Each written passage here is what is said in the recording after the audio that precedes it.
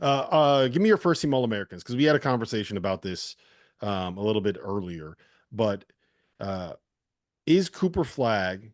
I guess let's start with this. And Fandel, we'll go to you first since you I want think to. we all have Cooper Flag on our All-American team. Or am I right? Well, do you have him first team, second team?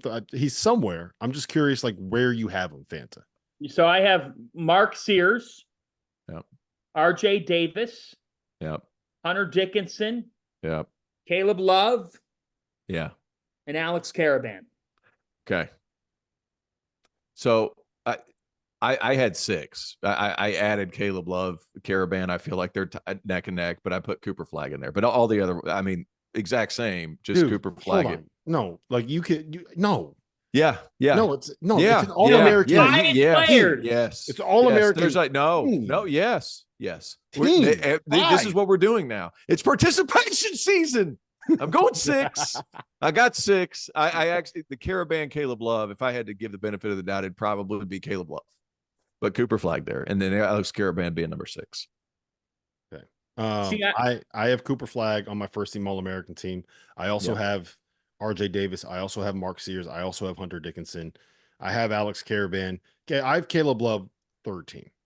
And the reason I have Caleb Love third team is I'm a little bit down on what Arizona will be this year. I think that there's a couple too many bets on guys taking big leaps, and I don't know if there actually is a point guard on that roster. I would have guards in front of Caleb Love. I would have Braden Smith in front of him. I would have Cam Jones in front of him. I would have Nelly Davis in front of him. I'd have Hunter Salas in front of him. I'd have Taman Lipsey in front of him, and I'd have Kadari Richmond in front of him. I had Caleb Love as the 13 preseason All-American. But that's a wild take. I think there are Pac-12 Player of the Year last year. He's going to be first team without a doubt, and he averaged 18 points a game last year. Okay, I think that every other guy that I mentioned might not have the same stats, but will contribute more to winning than Caleb Love will. So, yeah, I mean, look, that's a lot of play, but see, this is the difference here.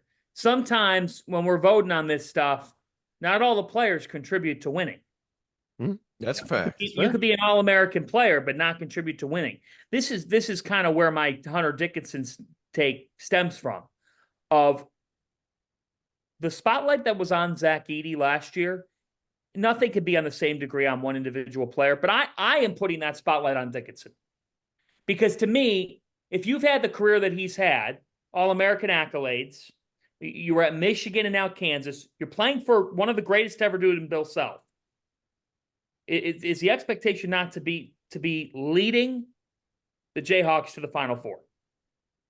Yeah, absolutely. They have the roster. Holy smokes! Yeah, it is. I mean, look, when you're Hunter Dickinson and you're in your 5th year and you've been like what a 4-time All-American at this point, 3-time All-American, the expectation is always going to be on you getting your team to the Final Four. When you are at Kansas, the expectation is always going to be you get to a Final Four because you're freaking Kansas, right? So when you combine those two things together with the fact that they got DeJuan Harris, who is like probably tell me if I'm wrong here, the single best winner in the sport of college basketball. Like nobody does more winning. What was your line about Devin Carter, T.O.? He just does winning shit. He just does winning shit. Yeah, that's what DeJuan Harris does, and I don't think that there's a guy that does more winning shit than DeJuan Harris this year.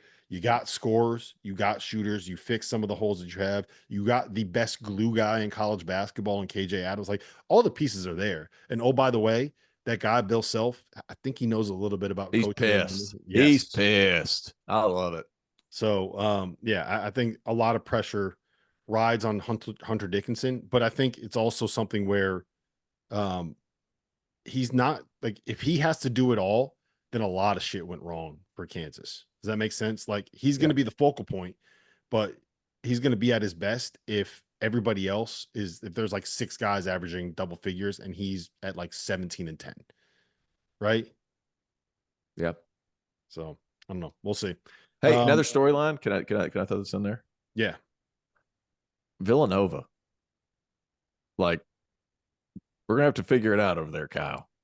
Like, how patient are they going to be? That's another big one to me. I'm clicking through all my stuff, and I just saw Villanova. Well, they're hiring a new AD here, so their AD just left for Northwestern. That's right. Mm-hmm. That's right. That hire will tell you some things. In terms of big men on All-American teams, it was very close for me between Hunter Dickinson, Janai Broom, and Ryan Kalkbrenner. And I think that Kalkbrenner's to me is the one that I would, if I had to switch, it would. Have we really appreciated Ryan Kalkbrenner to the extent of what we needed to? Because it feels like he's so good, and we just haven't embraced him.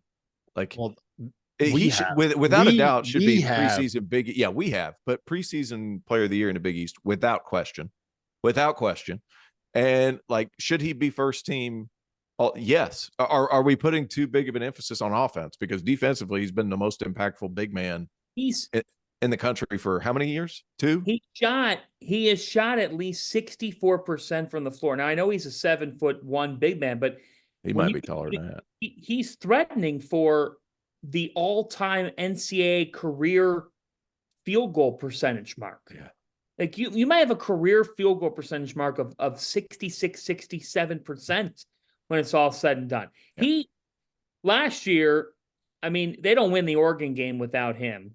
That was just an insane basketball game. One of the best games in the NCAA tournament. And Fali Dante just dunked again in that game.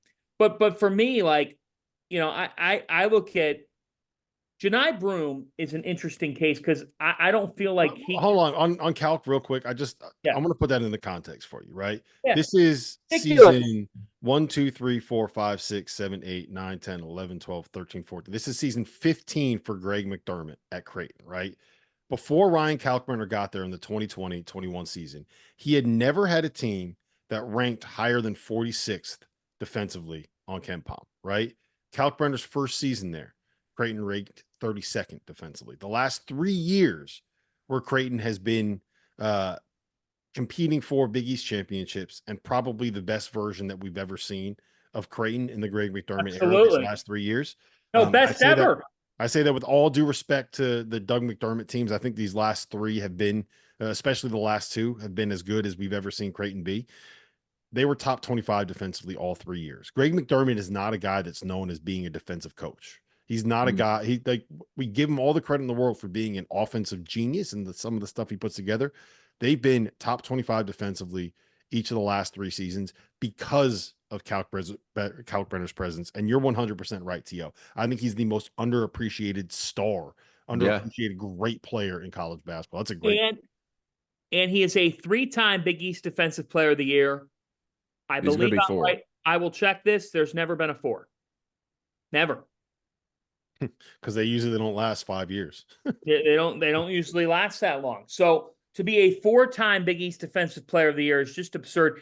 He is in the Big East Player of the Year race. I mean, that race is interesting. You got Kalkbrenner, you got Alex Karaban, you got Cam Jones. But yes, put respect on Ryan Kalkbrenner's name. It's a joy. Please. It's a joy that we get to watch him another season. Creighton's going to be really, really, really good, and Kalkbrenner is elite. I mean, he is an unbelievable rim protector.